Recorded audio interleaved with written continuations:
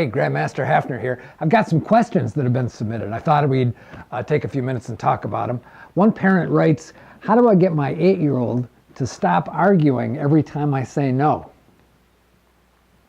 This is really pretty simple. It might not be easy, but it's pretty simple. The first step is to recognize that whether you like it or not, you have taught them to argue. And the way that they have successfully been taught, coached to argue is that they've found that it works. And so I encourage you, I urge you to refuse to argue with kids. And I remember telling this to a group of parents one time, and one mother raised her hand and said, but how do you actually do that? And I went like this, here's how. You just don't say anything. You just close your mouth. Because it really takes back and forth to argue. And what your kids have found is that they can engage you in an argument because they say something, you say something, they say something, you say something. So the first step is just merely to refuse to do it. Let your yes be yes and your no be no. The second question comes from a parent of a 9-year-old, and she writes that her son still likes watching, her word is baby TV shows, and I'll assume by that she just means shows that are more appropriate for younger kids.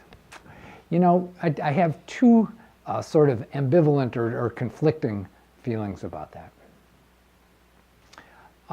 Number one, you should be always coaching your kids upward in terms of what they read and their vocabulary and the kinds of experiences they have. You should always be nudging them toward more and more grown-up experiences.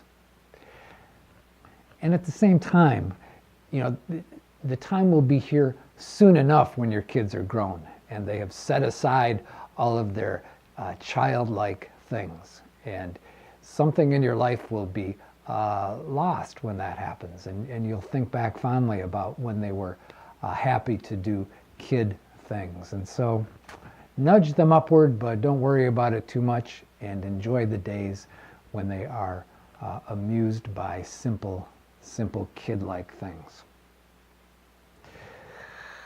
My third question is, my 2 kids keep getting food out of the cabinets and dumping it out. What should I do? Oh my goodness. Don't let them. What are the consequences? So often when questions come up, I always think the answer is kind of simple. Just don't let them do that. Just say no. And have consequences in place that really cause them to be uncomfortable.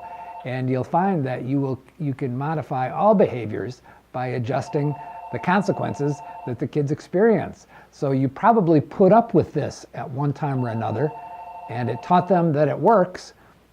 Just quit putting up with it.